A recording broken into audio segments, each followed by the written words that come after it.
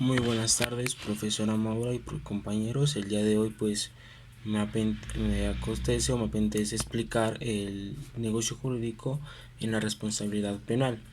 Bueno, pues por primera parte quiero dar como unas breves definiciones sobre qué es el negocio jurídico, qué es la responsabilidad penal y qué relación tiene de la responsabilidad penal en el negocio jurídico. Pues como primera parte quiero dar iniciando una breve definición de qué es el negocio jurídico.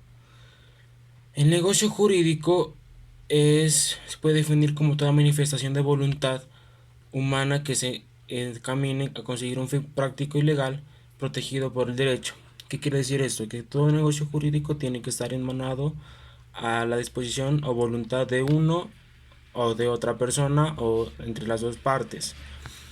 Para que haya negocio jurídico tiene que haber un cierto acuerdo mutuo entre las dos partes. Pueden ser dos partes o varias. ¿Cómo nace el negocio jurídico? El negocio jurídico nace a partir de unos presupuestos que lo anteceden. Estos presupuestos son el objeto y el sujeto del negocio. El objeto del negocio jurídico será el interés que en la práctica tiene el sujeto, una persona, en la obtención de un resultado. O sea, estas dos personas, como muy anteriormente lo mencioné, son las personas que tendrán un resultado al final del negocio que se llevó a cabo con una fin a práctica de la voluntad de cada uno de las partes. La definición de responsabilidad penal. Responsabilidad penal. Una persona es responsable penalmente cuando se le ha atribuido la culpabilidad de la comisión de un hecho punible.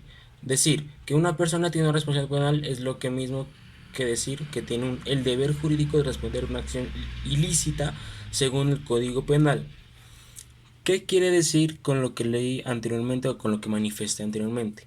La responsabilidad penal es todo que se lleva a cabo cuando una persona comete algún delito de una manera indebida a, a otra persona y tiene que, por ende, responder hacia un juez o hacia la persona que le hizo el daño como tal. En este caso sería la víctima. ¿Cuál la víctima? Es la que recibió el delito o el hecho punible como tal. Eh, la relación de la responsabilidad penal en el negocio jurídico. Según lo dispuesto en el Código Penal para que surja según lo dispuesto en el Código Penal para que surja la responsabilidad penal de las personas jurídicas, se han de cumplir ciertos requisitos legales, que las empresas tengan reconocida personalidad jurídica y sean imputables. Aquí se incluyen las personas jurídico-privadas del derecho civil y mercantil.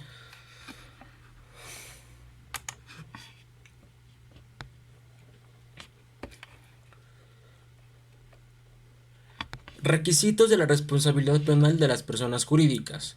Según lo dispuesto en el Código Penal, para que surja responsabilidad penal de las personas jurídicas que se han de cumplir ciertos requisitos legales. Primero, que las empresas tengan reconocidamente personalidad jurídica y sean imputables. Aquí se incluyen las personas jurídico-privadas del derecho civil y mercantil, no obstante quedan exentos del Estado, las administraciones públicas territoriales e institucionales y los organismos reguladores, las agencias y entidades públicas, empresariales y las organizaciones internacionales de derecho público y otras que ejerzan potestades públicas de soberanía o administrativas. Segundo requisito, la comisión de uno de los delitos previstos en el Código Penal se recoja expresamente la responsabilidad penal de las personas jurídicas. Tercero, que las personas que hayan cometido el delito sean las representantes legales, las personas autorizadas para tomar decisiones en el nombre de la persona jurídica y aquellas que están sometidas a la autoridad de las personas físicas de los dos apartados anteriores. Bueno, pues como podemos ver, la responsabilidad penal en el negocio jurídico como tal se emana o se ejerce a través de un cierto incumplimiento de las partes como tal que hayan acordado. Pues en las clases pasadas, pues, profe Maura, pues yo de mi parte he entendido que el negocio jurídico como tal es una emanación o un acuerdo que llegan las dos partes para poder constituir ese acuerdo, la redundancia, constituir ese acuerdo para que no haya a la finalidad ningún tipo de conflicto. Y para eso pues no haya estas causas o consecuencias de penalidad o judiciales como tal. Hemos podido ver casos en Colombia como tal que eh, ha habido incumplimientos, ha habido destituciones, ha habido sellamientos a los establecimientos de comercio como tal, ya que no cumplen con estos requisitos que tiene que tener una persona como tal al atribuir o al acontecer o al cumplir un acuerdo de un negocio jurídico.